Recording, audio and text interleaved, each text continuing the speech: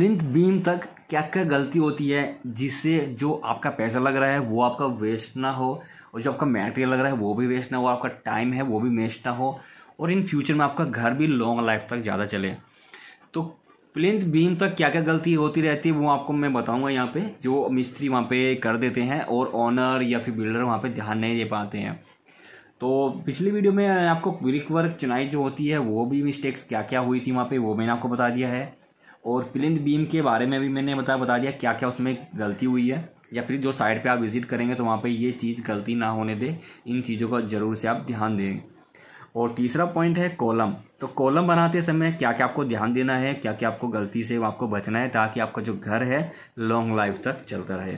तो सबसे पहले देखना है कि नंबर्स ऑफ मेन बार या फिर डाया बार, जो अगर आपके पास कोई कॉलम की ड्राइंग है या स्ट्रक्चरल ड्राइंग है तो वहाँ पे आपको देखना है कि नंबर ऑफ बार कॉलम में प्रॉपर है या नहीं है। जैसे कि आपको हाउस प्लान के अंदर दे दिया जाएगा कि यहाँ पे आपको C1 है, यहाँ पे आपको C1 दे रखा है, इधर भी आपको C2 है, इधर आपका C3 है। तो इनके अंदर आपको C1, C2 and C3 column के अंदर क्या क्या सरिया गिवन है। जैसे कि 16 mm के आपको दे दिया है 4, यहाँ पे आपको 12, यहाँ पे 16 mm के 4 दे दिया है, इसमें प्लस 2 mm के फिर 2 बार आपको 12 mm के दे दिए हैं। तो इस तरह से आपको ये चेक करना है, ठीक है। तो सभी कॉलम की जो लोकेशन है वो चेक करना है, प्लस आपकी जो दूरी है वो आपको चेक कर लेना है, इसका जो इनर टू इनर डिस्टेंस क्या रहता है वो भी आपको चेक कर लेना चाहिए, जिससे कि आपको जो घर बनाते समय प्रॉपर आपका जो घर है, वाल है, जो दीवार होती है, आपके रूम का जो साइज होता है प्रॉपर गुनियम में मिल जाए, ठीक है। वो आपको किस कंडीशन करेंगे वो लेआउट के टाइम पे, ठीक है। तो इसी बेस पे आपको नंबर्स ऑफ सरिया आपको चेक कर लेना चाहिए। अगर आपके पास कोई ड्राइंग नहीं है, सिंपल आप घर बना रहे हैं, तो उस बेस पे आपको सेफ स्ट्रक्चर, मतलब आपका घर मजबूत बना रहे, तो उस कंडीशन में आपको, अगर आप 2 फ्लोर का बना रहे हैं, अगर 2 मकान 2 मंजिल का बना रहे हैं, तो उस कंडीशन में आप 9 बाई 9 का कॉलम बना सकते हैं, और आप इसमें कम से कम 12 mm के 4 सरिया दे सकते हैं, ठीक है।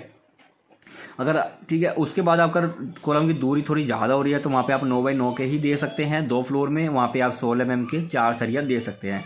क्योंकि स्टील और कंक्रीट हम स्टील के अंदर इसलिए प्रोवाइड करते हैं कि इसकी जो कंप्रेसिव स्ट्रेंथ और टेंसाइल स्ट्रेंथ को बढ़ाने के लिए।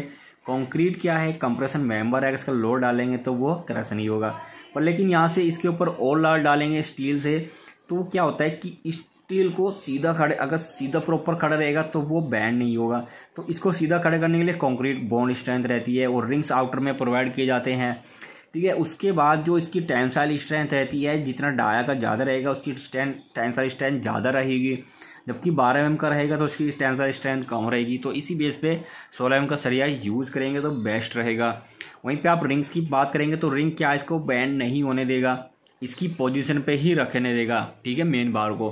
प्लस आपकी जो कॉलम की जो बार है वो कॉलम के अंदर बकलिंग नहीं होने देगा, लोड इस पर इफेक्ट करेगा तो वो आपका सरिये पे ही इफेक्ट करता है। तो इसी बेस पे कॉलम के सरिया प्रॉपर होनी चाहिए, रिंग की दूरी प्रॉपर होनी चाहिए।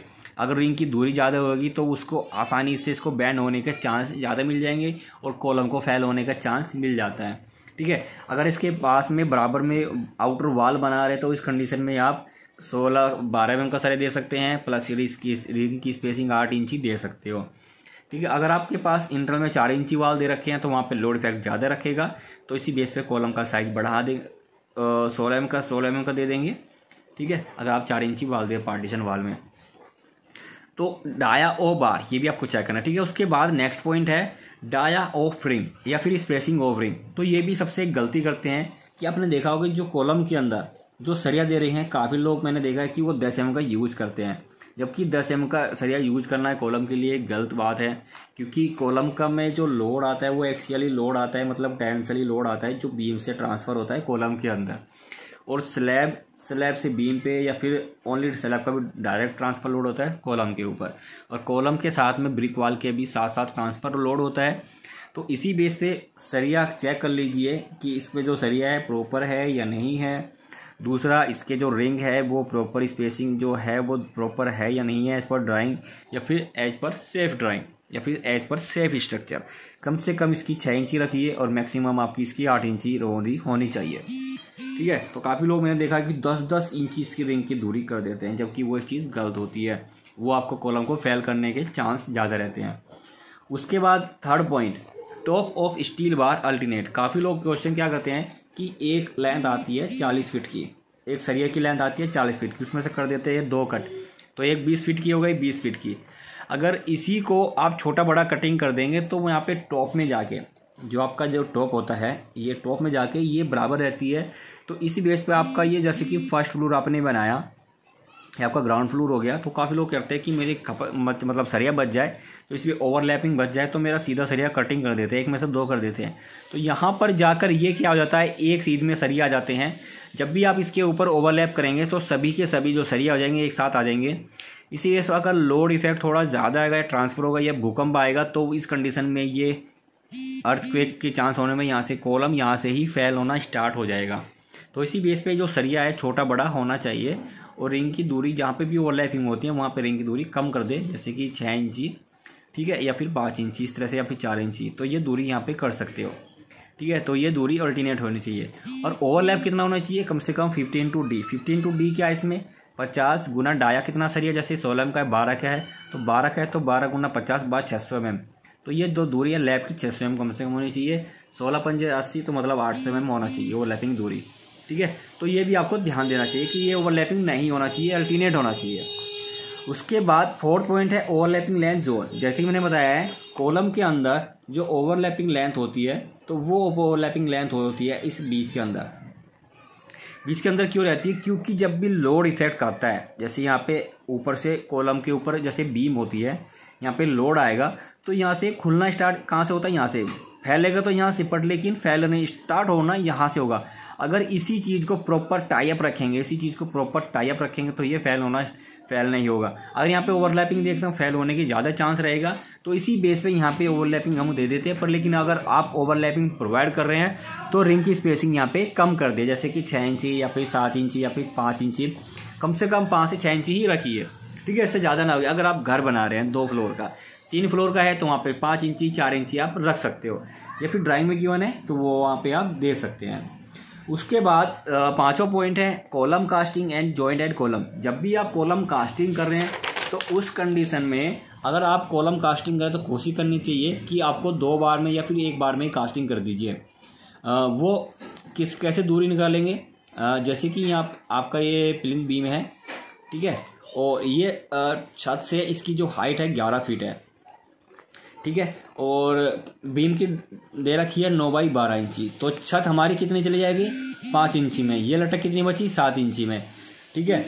या फिर आपका यहाँ पे मोस्टली लटक कम से कोशिश करनी चाहिए कि 12 इंची की लटक होनी चाहिए, या फिर 9 इंची की लटक है, तो 9 और 6 15, तो 6 इंची का ये हो जाता है, 9 इंची का जो होता है 9 और 6 15, तो 15 इंची आपका ये कम हो जाता है। तो 15 इंची में 1 फीट 3 इंची कम हो गया, तो यहाँ पे इसको यहाँ पे 10 कर दो, यहाँ पे 12 कर दीजिए, और यहाँ पे 1 फीट और यहाँ पे 3 इंची, तो ये 11 ही हो गया, क्योंकि 12 इंच में 1 फीट होता है। तो यहाँ पे इसको घटाने के लिए मैं 12 में से 3 करता हूँ, यहाँ पे कितना हो जाता है 9, तो 10 में से 1 जाता है तो 9, तो 9 फीट 9 इंची।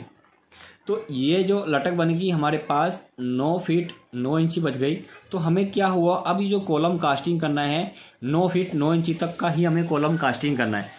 तो इसी बेस पर अगर आपके पास 10 फीट का फर्मा है तो 10 फीट का कर दीजिए, अगर 8 फीट का फर्मा है तो वहाँ पे ये कॉलम कास्टिंग कर दीजिए। अगर 4 फीट का है तो वो 4 फीट का गलत रहेगा, क्योंकि वो 3 बार के में जाके कास्टिंग होगा। अगर आपके 5 फीट का है तो वो 5 फीट यहाँ पे, फिर 5 फीट ऊपर कर दीजिए। और एक टाइम में अगर आपने कॉलम कास्टिंग किया है तो इसी को आपको ऊपर ओवरलैप कर देना है, नेक्स्ट डे इसको बनाना नहीं, ये नहीं कि ये खोल का, ठीक है। तो हमें जो अगर कॉलम का जॉइंट दे रहे हैं तो इस जॉइंट के अंदर कॉलम में आपको क्या करना है, सिंपल, जो आपको जो टॉप दिखेगा आपने यहाँ पे कास्टिंग किया यहाँ तक कॉलम को कास्टिंग करने के बाद एक सूखा ईंट लेना है। सिंपल आपको इसमें कम से कम आधा इसमें ईंट गाड़ देना है, जैसे 9 इंची है तो 4 इंची इसमें कम से कम होल कर देना डीप। तो जब भी इसमें नेक्स्ट डे कॉलम कास्टिंग होगा तो वो जो प्रॉपर जॉइंट है वो प्रॉपर इसमें बन जाएगा। उसके बाद हमारा 6वां पॉइंट है वाइब्रेटर एज पिन या फिर कास्टिंग। जैसे कि आप जो वाइब्रेटर यूज करना है, पिन वाइब्रेटर यूज कर रहे हैं, या फिर आपका कॉलम हैवी है तो वहाँ पे आपको जो टॉप सरफेस होता है उसके ऊपर आप फ्लैट वाइब्रेटर यूज कर रहे हैं। इसके ऊपर एक ये इस तरह से लकड़ी होता है, उसमें हाथ में लगा के सिंपल एक फ्लैट वाइब्रेटर होता है जो पूरी इसमें वाइब्रेट कर देता है, जबकि जो आउटर साइड होती है इसमें पूरा प्रॉपर्ली वाइब्रेट कर देता है। तो एक पिन वाइब्रेटर होता है, जैसे कि इस तरह का इसमें पिन लगी होती है, जैसे आप स्क्रीन पर देख रहे हैं, तो वहाँ पे सिंपल एक मोटर से कनेक्ट होता है और ये आपका सिंपल वॉलपेपर इसमें प्रॉपर्ली से वॉलपेपर करना इसलिए ज़रूरी है। अगर आप वॉलपेपर प्रॉपर्ली से कम्पैक्ट नहीं करेंगे तो कंक्रीट के अंदर हनीकॉम्ब आने के ज़्यादा चांसेस रहते हैं। प्रॉपर्ली से कंक्रीट हनीकॉम्ब नहीं हो पाती है। तो आपने देखा होगा अगर काफ़ी लोग जो ठेकेदार होते हैं, जो शटरिंग होती हैं, वो प्लाई की करते हैं या फिर आप फट्टा की करते हैं, तो उस कंडीशन में वॉलपेपर यूज़ नहीं करते हैं और सिंपल एक जो सरिया होता है सिंपल उससे कॉम्पैक्ट कर देते हैं। उस कंडीशन में भी जो कंक्रीट है प्रॉपर्ली से कॉम्पैक्ट नहीं हो पाती है, प्रॉपर्ली सेट नहीं हो पाती है। इस वजह से कंक्रीट अलग रहेगी, गिट्टी अलग दी जाती है। तो वो सरिया जो भी आसपास में रहेगा तो वहाँ पे हनीकॉम्ब आ जाएगा, गिट्टी अलग दिखाई देगी, तो वहाँ पे उसकी जो मजबूती है वो बहुत ही घट जाती है।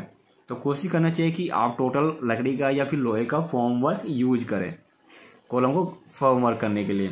उसके बाद material used for concrete and ratio. उसके बाद देखना है कि जो मटेरियल आप यूज कर रहे हो कॉलम कास्टिंग के लिए वो कौन सा यूज कर रहे हो, क्या ग्रेड ले रहे हो और क्या रेशियो ले रहे हो। जैसे कि M20 कम से कम यूज करना चाहिए, M25 भी घरों में यूज करते हैं। M20 आपका 1-1.5-3 का रेशियो रहता है और M25 का 1-1-2 का रेशियो रहता है। ठीक है, तो ये एक मिनिमम रेशियो होना चाहिए कंक्रीट के अंदर। तो M20 से नीचे कंक्रीट के अंदर यूज़ नहीं करना चाहिए। M25 भी यूज़ कर सकते हो जो आपकी 3 फ्लोर या फिर आपकी अच्छी जो लोड बियरिंग बिल्डिंग रहती है, जैसे इंडस्ट्रियल एरिया बिल्डिंग है, तो वहाँ पे यूज कर सकते हो। लेकिन नॉर्मली घर बनाने के लिए आप यूज करें तो कम से कम आप M20 यूज करें तो सबसे बेस्ट रहेगा। ठीक है, तो पानी इसमें क्या रहता है, जो रेशियो रहता है वाटर सीमेंट रेशियो क्या रहता है कि 0.45 से 0.6 तक रहता है। तो यहाँ पे आप 0.5 तक यूज करें। तो वाटर सीमेंट रेशियो क्या होता है कि वाटर सीमेंट रेशियो बराबर weight of water weight of cement. ठीक है, तो weight of water cement ratio क्या है 0.50। वेट ऑफ तो वेट ऑफ वाटर कितना है वो हमें नहीं पता, वेट ऑफ सीमेंट कितना है 50 kg। तो सिंपल 50 से इसको गुना कर देंगे तो 5×5 = 45, तो लगभग अप्रोक्सीमेट 45 लीटर आपका क्या आ जाएगा, पानी आ जाएगा एक बैग सीमेंट के लिए। ठीक है, तो 5×5 = 25, तो ये आपका 25 लीटर आ जाएगा एक बैग सीमेंट के लिए। तो किस रेशियो में, इस रेशियो में एक बैग सीमेंट के लिए इतना रेशियो आप यूज कर सकते हैं 25 लीटर। ठीक है, आपका 20 से 25 लीटर आप इसमें यूज कर सकते हैं वाटर। उसके बाद ठीक है, तो ये हो गया आपका। उसमें बात देखना है कि जो वॉलपेपर होता है उसमें कितने टाइम तक, काफ़ी लोग क्या करते हैं कि वॉलपेपर में जो फॉर्मवर्क होता है, जो कॉलम होता है, उसके अंदर वॉलपेपर लगाते ही चले जाते हैं। तो वो ज़्यादा टाइम तक क्या करेंगे, जो सीमेंट सैलरी होती है, जो सीमेंट होता है वो जॉइंट के माध्यम से बाहर निकल जाता है। ऐसी फट्टा लगा रहे हैं, फट्टी सेटरिंग कर रहे हैं या फिर आपका लोहे की लगा रहे हैं, तो वो नट बोल्ट थोड़े लूज रह जाते हैं, तो वो सीमेंट क्या हो जाता है, बाहर निकल जाता है। सीमेंट जो पेस्ट होता है वो बाहर निकल जाता है, इसी बेस पे वो कॉन्क्रीट हनीकॉम्ब दिखाई देता है। ठीक है, उसके बाद टाइप्स ऑफ फॉर्मवर्क कि आप फॉर्मवर्क कौन सा टाइप का कर रहे हो, डिस्टेंस ऑफ कॉलम ये क्या रख रहे हैं आप। टाइप ऑफ फॉर्मवर्क, फट्टा के अगर आप यूज करें तो सबसे गलत तरीका है कि आप फट्टा की यूज नहीं करना चाहिए। ठीक है, दूसरा जो यूज होगा आपका, जैसे कि लोहे का यूज करें या फिर आपका लकड़ी का या फिर एल्यूमिनियम का यूज होता है साइड पे, यही आपको यूज करना चाहिए।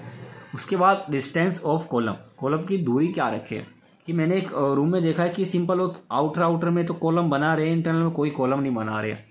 तो इस कंडीशन में क्या करें कि इंटरनल तो ब्रिक वर्क दे रहे हैं बट लेकिन आउटर में तो ज़रूरत, आउटर से तो चलो ठीक है, आउटर में क्या हुआ है फ्रेम स्ट्रक्चर बन के तैयार हो जाता है, लेकिन इंटरनल में क्या रहेगा कि लोड ट्रांसफर ज़्यादा है। इंटरनल में लोड ज़्यादा ट्रांसफर होता है, तो मिनिमम बीच में भी कॉलम जरूर होना चाहिए ताकि जो प्रॉपर लोड है बीम पर ट्रांसफर हो जाए, बीम से फुटिंग पर ट्रांसफर हो जाए। ठीक है, तो ये मेन टॉपिक थे जो इन बीम तक का मिस्टेक्स होती है, इन मिस्टेक से आपको बचना चाहिए। कॉलम की दूरी क्या रखे, कॉलम का फॉर्मवर्क क्या रखे, हम मटेरियल क्या रखे, क्या रेशियो हमें यूज करना चाहिए, वाइब्रेटर प्रॉपर होना चाहिए। एंड लास्ट पॉइंट क्या है, क्यूरिंग। क्यूरिंग क्या होता है, तराई। जो भी आप तराई कर रहे हैं, तो गर्मी का सीजन है तो उसमें जो गन्नी बैग्स होते हैं, जिसको जूट का बैग बोला जाता है या फिर जिसमें बोरी होती है, जूट की बोरी होती है, वो कॉलम पे लपेट कर उसमें प्रॉपरली से तराई कर देनी चाहिए ताकि जो प्रॉपर स्ट्रेंथ है वो निकल के आ जाए। तो कम से कम 7 दिन तक इसमें तराई होना बहुत ज़रूरी रहता है ताकि जो स्ट्रेंथ है प्रॉपर मिल जाए। तो ये कुछ कॉमन मिस्टेक्स थी जो मैंने आपके साथ शेयर किया है कि मिस्टेक से आपको बचना चाहिए और अपने घर को लॉन्ग लाइफ तक आप बना सकते हो, चला सकते हो। ठीक है।